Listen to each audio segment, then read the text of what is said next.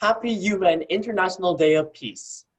Hi everybody, my name is Dai Matsuzaka, a high schooler on a quest for peace. September 21st is the memorable UN International Day of Peace. To commemorate today, we have invited Mr. Jose Tenga for an interview. Mr. Tenga has been working with the UN as a specialist in peace and conflict resolution. I hope that this interview becomes another foundation for a culture of peace. Hi, Mr. Tenga. Thank you for joining us on this interview today. Hi, Dai. Yeah, it's a pleasure being here. Amazing, amazing. So, I hear many great things about you, and I've read your biography, and I see how you have many accomplishments, and I hear that you're involved with so many things. So, before we begin on the questions, could you tell us a little bit about who you are and what you do, and just a little bit about yourself? Okay, thank you very much. As you can see, I was not born in Canada. I came to Canada with my family. We were refugees from the Blood Diamond Wars in West Africa. I don't know whether you are old enough to ever have heard of them. These were conflicts that started off as a political conflict, but then it quickly spread to conflict over natural resources, especially diamonds. So we are fortunate enough to escape that bloody war. If you go online at any time, you Google, to YouTube, and you check for the rebel war in Sierra Leone, you will see very graphic images of what that war was like. But my family and I were fortunate to escape that war, and eventually, excuse me, after 2 years in exile, we came to Canada. And since we've been in Canada, of course, my family has done well. Our health has been strong. My wife works as a health professional. She's a nurse, a registered nurse, as well as a midwife. And I gained the Rotary World Peace Fellowship early in 2004, and proceeded to Duke University in the United States to study, to do postgraduate studies in international development, majoring in conflict resolution and project management. So I returned to Canada and served with the Canadian Ministry of Foreign Affairs and International Trade as a consultant in Sudan during the separation of South Sudan from the rest of Sudan. Yeah, and then on and on. And since then, I continue to do a little bit of work in conflict resolution when I can, writing for various publications, as well as consulting with community groups on peace-related issues. With the Calgary Center for Global Community now, as well as, I went back to an earlier part of my development in the financial industry. Because straight from university back home in Sierra Leone, I was a banker. So right now, I'm a licensed financial advisor with World Financial Group. Wow. Yeah. So that is an amazing story, beginning with your time as a refugee to your time now, and how you really shared that your exuberance with the world. Thank you for sharing that, really.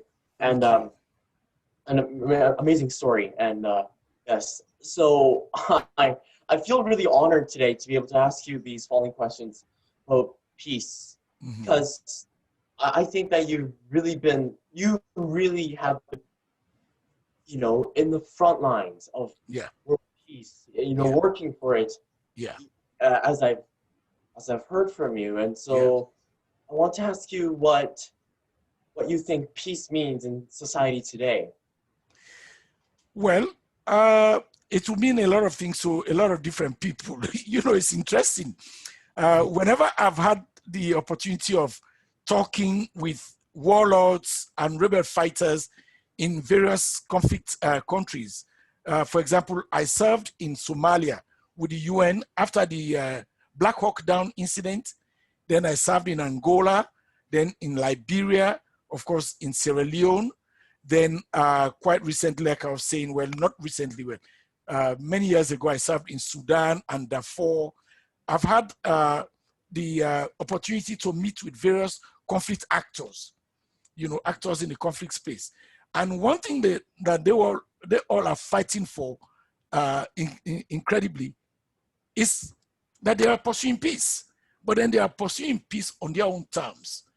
Oh. So in the society today, like what we see happening is the same thing.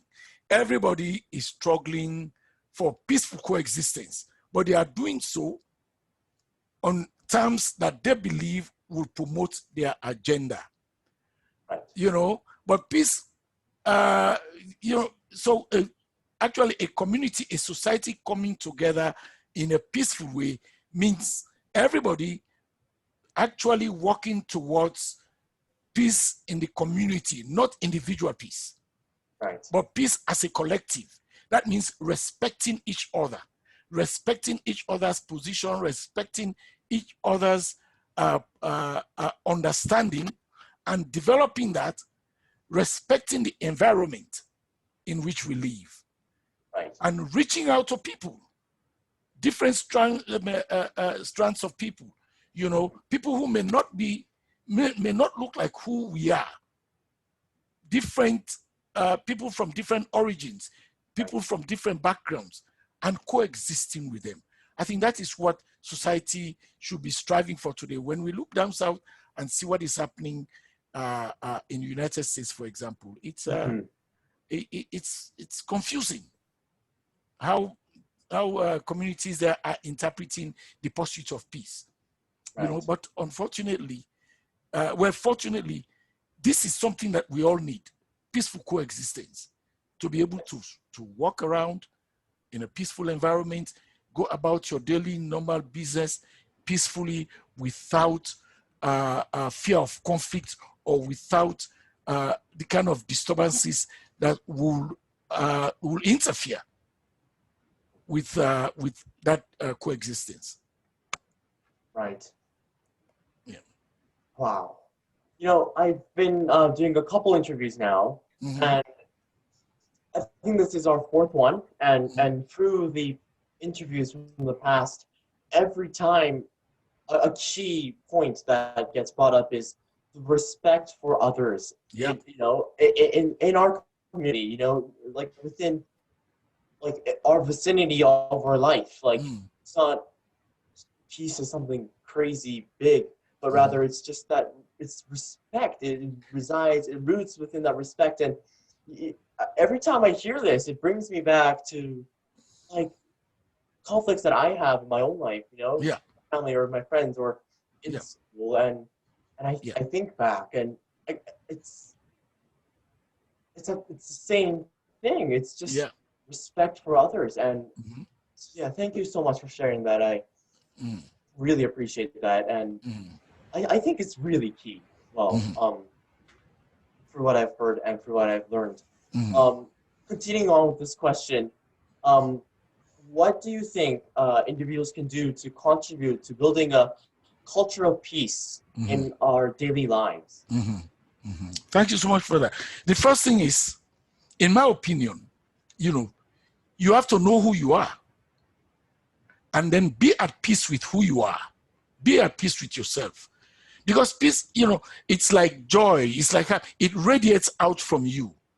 Okay? When you are at peace with yourself, because you know who you are, you know what you are capable of, and that kind of thing, you are able to spread that glow to others.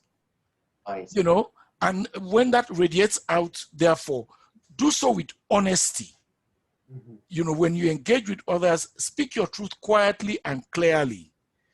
Don't do something that you're doing it to please other people. You not that you have to be critical, but look at them with understanding. Because that is that it oozes out, and people notice that. Right. When you are joyful, people notice that. When you are peaceful, people notice that. And people are attracted to that. People want more of that, And so when that happens, create that understanding. Let people know why you are peaceful. Let people know why you are in that state. And then bring them along and help them to reach their own potential. Help them to reach their own. You'll find that most of your friends, like you're saying, they're in turmoil. They may have, maybe because of where they are coming from, or on a day-to-day basis, there's something that they are not happy about.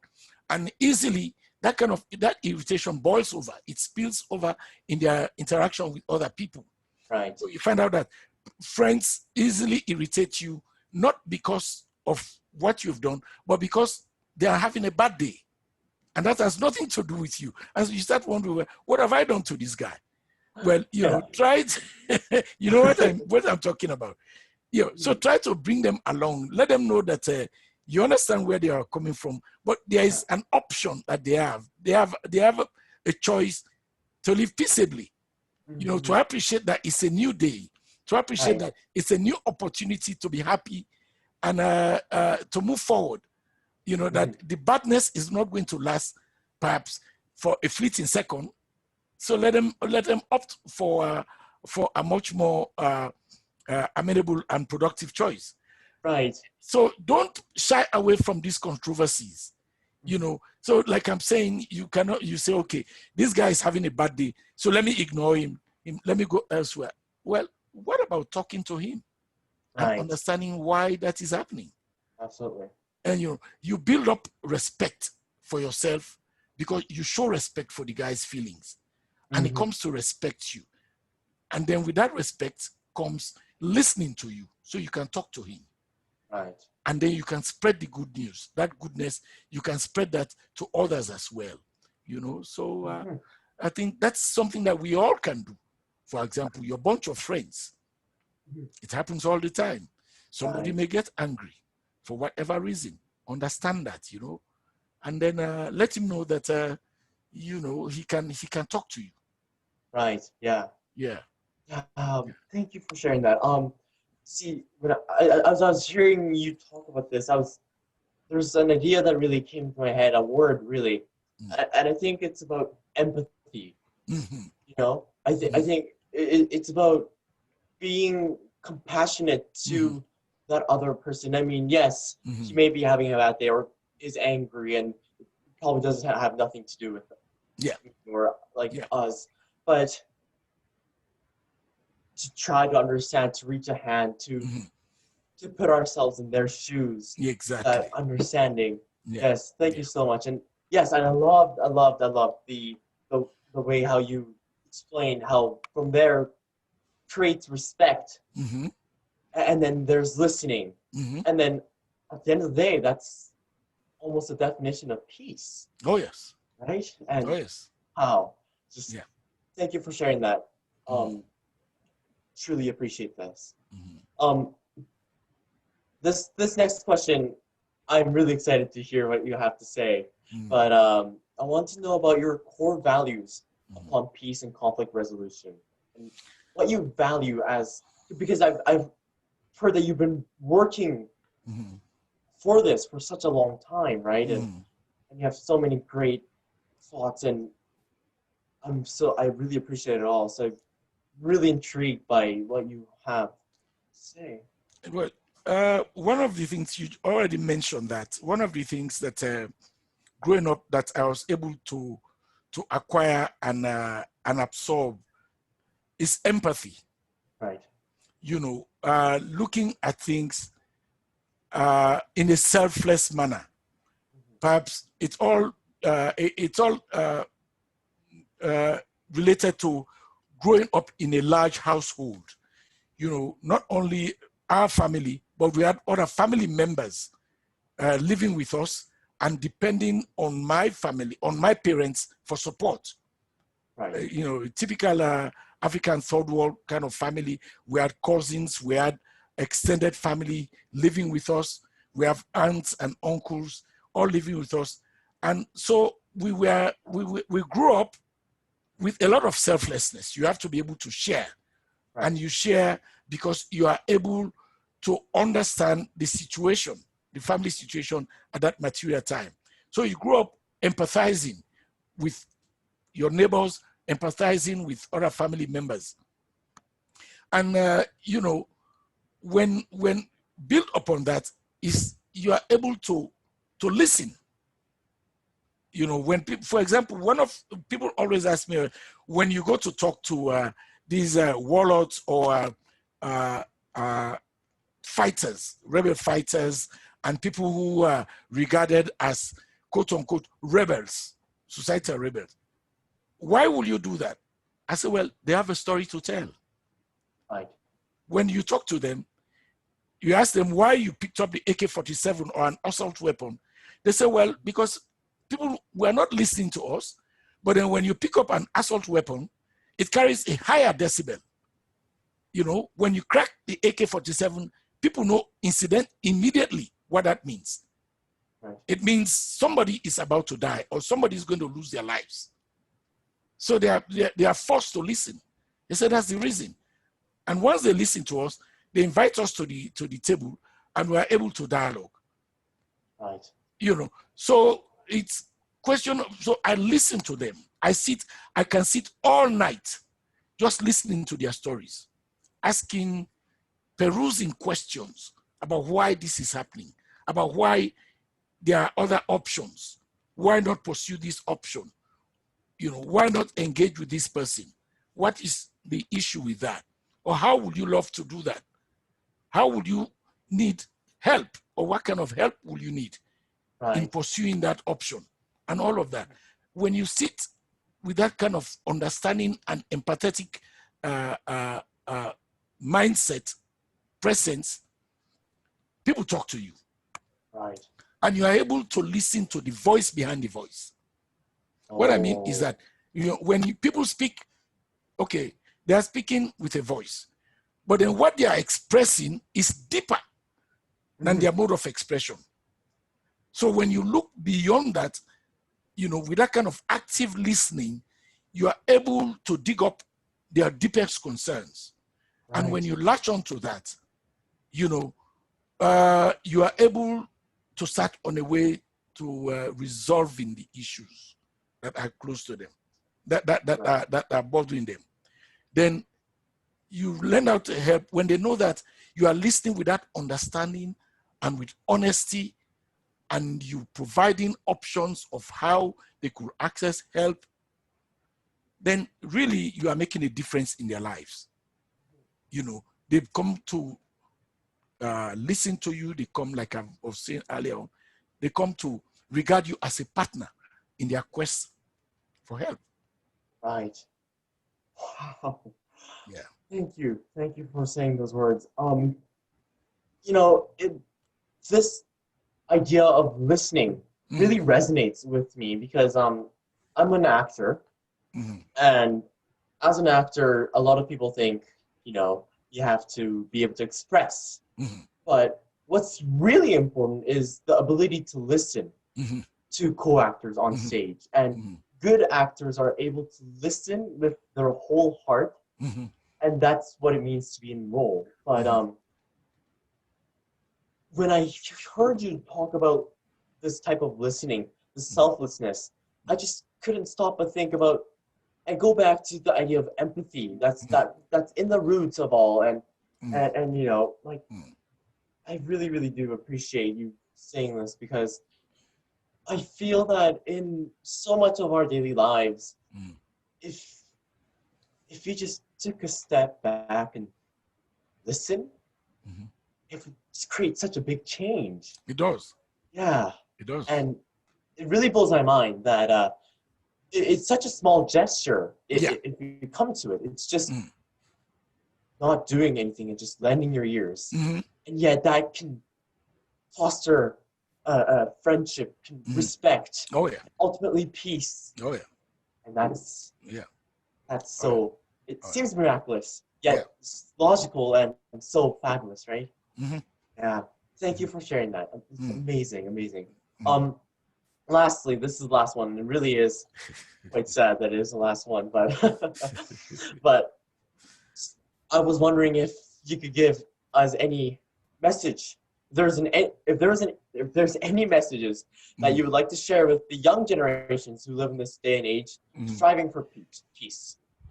Yeah, you see, you guys in this what is it called? What generation is it called now? The The millennials? the Gen Zs. Yeah, the Gen Z, exactly. You they you have the power of communication at your fingertips now. You're on social media. You are on various platforms, right? To Mhm. share your reach, to reach out to people in the farthest ends of our world. The other day, I was in a Zoom meeting, and Mhm. somebody connected. We were here in Calgary. I was here Mhm. in my home, connecting with other members in the Calgary community. There was one of our guys logging in from Nairobi, Kenya. Yeah, Wow. Nairobi, Kenya. And somebody could have been logging in from Tokyo, Japan, or the farthest reaches of the world. Mhm. So the latest communications technology has given you guys incredible reach. Use this opportunity to spread the message of peace and understanding. Mhm. That is one thing, and in doing this, stay positive and avoid uh, pessimism or negative news. Right. It's you know uh, uh, uh, I think the psychology has proved that the same facial muscles that when you smile, Mhm. you activate the kind of hormonal activation that happens to the body.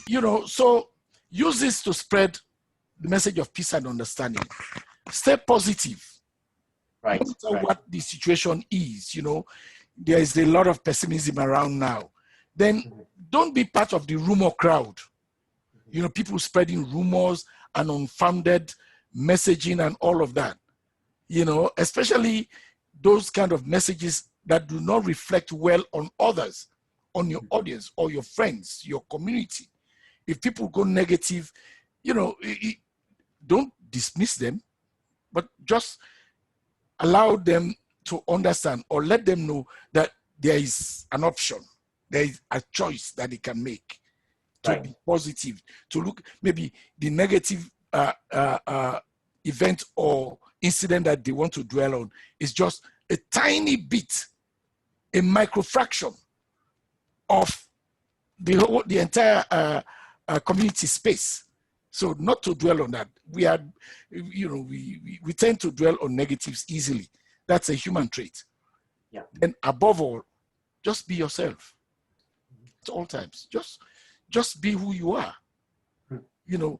That you cannot fake that. You know, Right.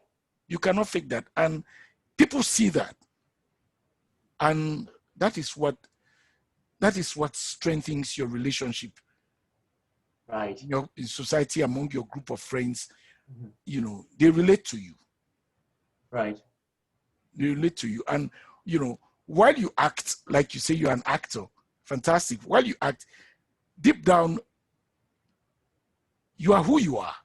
You Mhm. act parts that you can act, Yes. but then who you are will forever remain the same. That's my Yes. advice to you.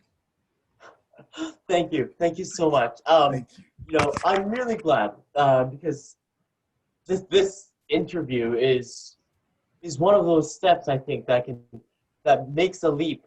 Not just this community, but because it's worldwide website, right? Yeah, And people can see this yeah, and visit this, and yeah. I really appreciate you coming out today and No sharing worries. this. And your advice is so very profound and wise, Thank you. and to be oneself. Thank you. When I think of that, it's like people are naturally drawn to people that are more happy and peaceful. Absolutely. Yeah. So Absolutely. if we can just be true to that, Yeah. then there just is no way we can't achieve peace Oh, yeah. at all. Yeah. And I'm really like thrilled to have been able to have this opportunity to have you come to our interview. And so thank you again one more time You're for welcome. coming and sharing your voice with us. Thank you. So yeah, that wraps our interview. Okay then. Thank you so much. That was amazing. All the Oh, best. yes, that wow. Like inspirational. Thank Like you. yes, I'm just it's just inspirational. I think it's just the best way to put it, because then it's like what you've done is so immense and great, but at the end of the day, it's what we can do as individuals today, like Okay. in our communities. So Yeah. yeah. Okay, man. So All yeah, the thank you best so much. with your project, okay? Yes, thank you. All right. Bye-bye. Thank you for watching this interview. We will continue releasing new videos on a monthly basis, interviewing various powerhouses that contribute to peace all around the world. Please visit our website, and please be excited for more content to come. See you again in October.